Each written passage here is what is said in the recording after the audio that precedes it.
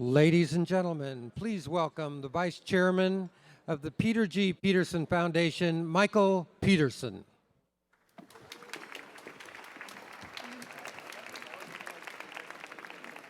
Thank you. I'd like to introduce our next panel. Building support for fiscal reform in Washington requires building support across America. After World War II, America reduced its debt levels significantly while also making important investments in the future. Our culture seems to have changed significantly since then. We've used to be big savers. Now our savings rate is virtually zero. Are we willing to pay for the government we want? Are young people adequately represented in this dialogue? Are we willing to be savers and investors instead of spenders? How does America get back into the future business? To sort this out, we've got a distinguished panel of experts to discuss these issues.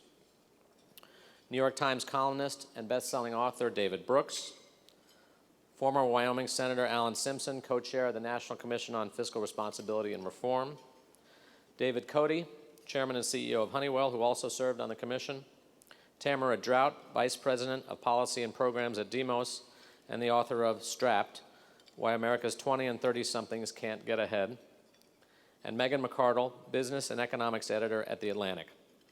Moderating the panel is Ezra Klein, columnist for The Washington Post and Bloomberg, and he will help us sort through these issues. So we're honored to have you all join us, and welcome them, please.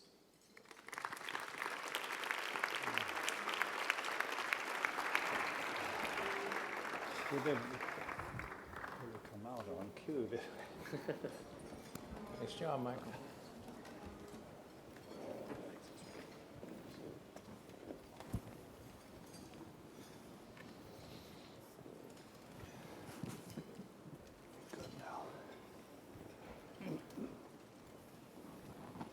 Well, good afternoon. We have been introduced, and so many of us up here, except for me, speak for ourselves and on the debt. Wow, that was a terrible introduction. I should have written that. Anyway, we're here to talk about the culture of debt. So last night we all went out and ran up our credit cards, and we got a good sort of first-person take on it.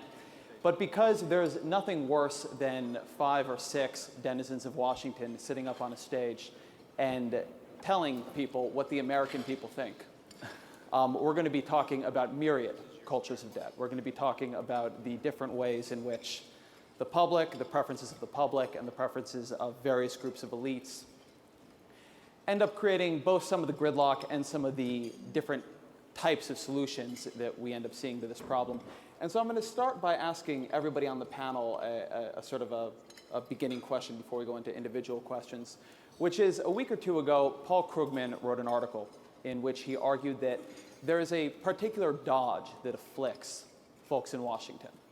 And the dodge is this, that the reason we have a deficit, the reason we have a debt, is because the public just has incoherent views on fiscal policy. They want low taxes and they want very high spending.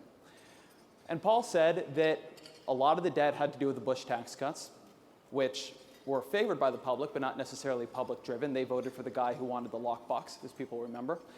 That a lot of the debt had to do with the war in Iraq, which was elite-driven, without a doubt, and a lot of it had to do with packages of mortgage bonds going bad, which, whatever else you think about it, wasn't what the public had hoped would happen.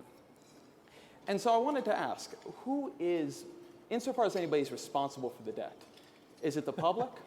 Is it Washington? Or is it some mixture, some alchemy between the two? And David, we'll just begin with you and then go right through. Yeah, astonishingly, I think Paul's wrong on this one. After 6 months on the job, I deleted all my emails, and there were 290,000 emails, and the core message was, Paul Krugman is great, you suck. And so I'm resentful of Paul. No, I do think he's wrong. My basic view, if you look at the dumb polls, the political class response to the polls, people want more government than they're willing to pay for. And that shows up in the polls on Medicare, on tax cuts, on this and that. It's the tectonic structure of our debt problem. And so my question has always been, why now? Because every generation has an incentive to spend on itself and push costs onto future generations. And no generation has done it to the extent that we have. And that's partly because of demography. It's partly because of healthcare inflation. But I do think it's fundamentally an attitudinal change. which is that people, if you even go back to the New Deal, they had to spend a lot of money, but they had a visceral moral horror of debt. And I think that's because they had a sense of the chain of generations which they were going to soil if they ran up huge amounts of debt. And I have this mega cultural explanation, which I won't spin out because it takes too long.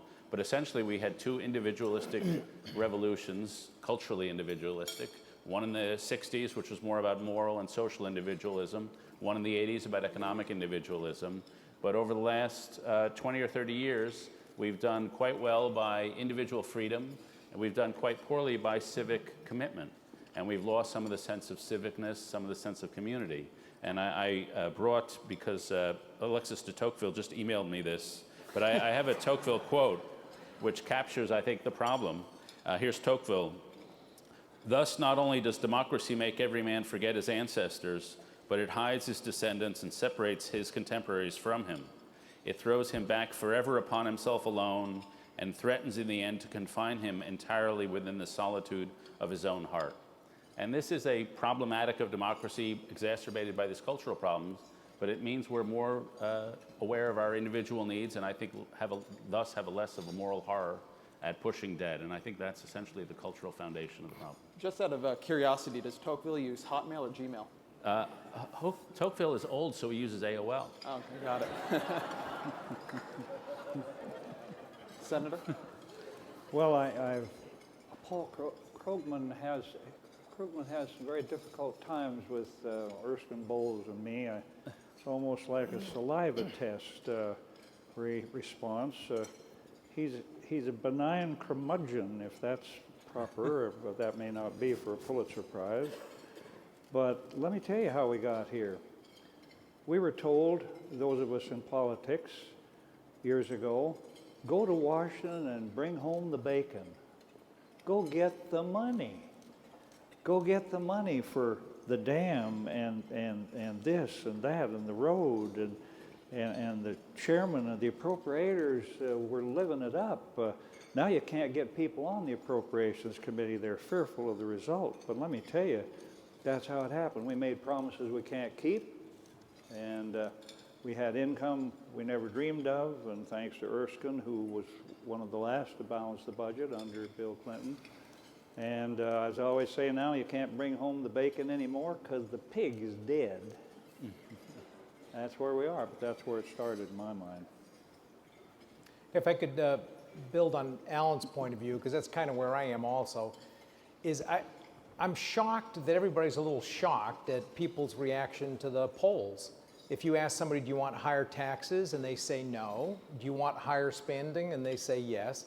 That's actually perfectly logical, right? To the extent you can have a free lunch, it's a great idea. And if you say, hey, tell you what, we'll give you a free lunch, and not only that, this other guy's going to pay for it, you don't have to, that makes that free lunch seem even better. So I don't think it's an illogical reaction.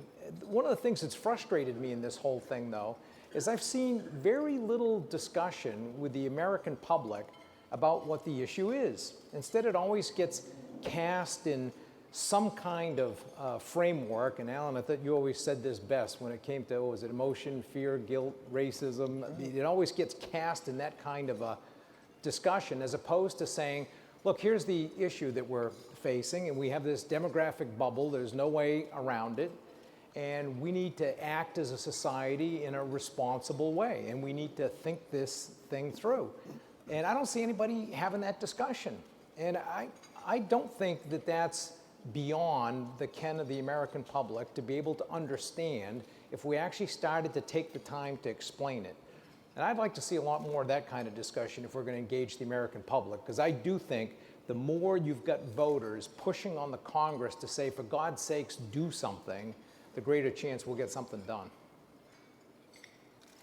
So who's responsible for the debt, I think was the question. I would say bad policymaking. What's responsible for the debt is bad policymaking, fueled by two ideas that President Clinton actually mentioned this morning. One was this idea that government stinks. We might as well not support it with adequate revenue because it's going to bungle the job no matter what it is. And the second is the idea that that individual freedom really triumphs over the need to look out for one another and help the most vulnerable among us. That somehow if we provide decent security or benefits to workers, it's coddling them and ruining their work ethic. So I think it's been fueled by a really sort of nasty ideological current that has allowed us all to sort of say, okay, I'm not going to do anything about this. And for the public to accept the tax cuts that grew the debt because of a real sort of steady diet of anti-government rhetoric. It's hard to make a case for adequate revenues when it's a constant stream of information about how bad our government is. Well, I think that, when you look at the polls on the deficit, the public clearly is irrational in some way.